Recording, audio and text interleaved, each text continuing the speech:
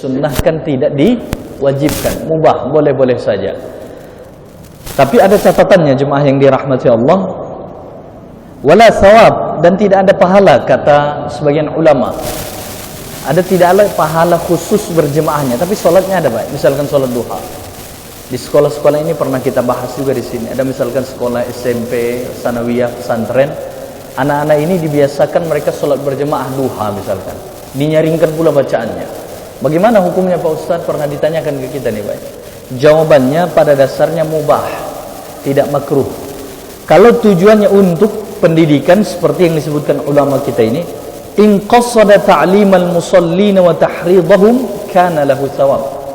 Jika tujuannya untuk mengajari orang-orang ini atau anak-anak ini atau jemaah misalkan supaya pandai melakukan sholat sunat duha, pandai melakukan sholat sunat, katakanlah tahajud dan yang lain secara berjemaah, atau ada istilah, kita pernah diundang Pak, ada satu komunitas, mereka ada mabitnya.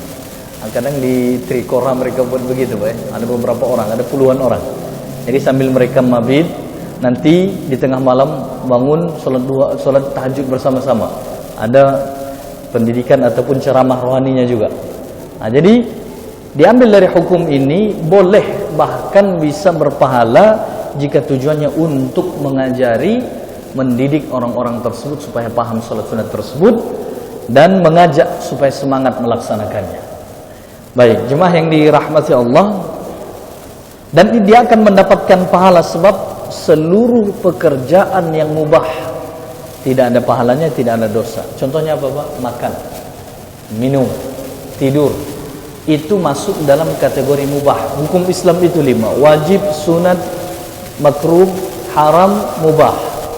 Yang mubah ini boleh dikerjakan, boleh tidak, tergantung orangnya. Namun kalau dia niatkan untuk membantu, menyokong taat kepada Allah, akan dapat pahala dia. Contohnya, ya Allah, saya makan ini supaya fisik saya kuat beribadah. Tujuannya supaya sehat fisik saya, supaya saya beribadah. Ya Allah, saya tidur dulu supaya nanti saya bangun segar, saya nak sholat. Ini niatnya untuk kebaikan. Meskipun pekerjaannya tadi mubah, yang dilabelkan agama tidak ada pahala, tidak ada dosa, boleh-boleh saja, tapi berpindah menjadi satu ibadah yang disunatkan. Ini kaidah hukum Pak. Sama seperti sholat sunat tadi. Baik, tapi kalau misalkan sama seperti hal-hal yang mubah yang lain, jika diniatkan beribadah, membantu beribadah, menyokong beribadah, maka akan menjadi ketaatan. Contohnya makan supaya kuat dalam ketaatan, atau misalkan dia mandi sebelum sholat supaya dia lebih segar, misalkan nak sholat itu dia bisa mendapatkan pahala. Tapi catatannya jika tidak menyakiti atau mengganggu orang lain. Tapi misalkan sholat tahajud, mereka sholat tahajud di satu tempat, di dekat mereka ada orang yang tidur pula Pak. Apatah lagi misalkan yang tidur ini dia pulas karena bekerja sangat cukup capek.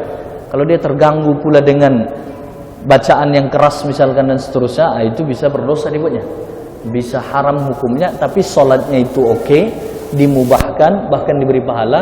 Tapi dengan bacaan yang kuat itu mengganggu orang lain, otomatis ada satu ketetapan hukum, dia bisa berdosa dibuatnya.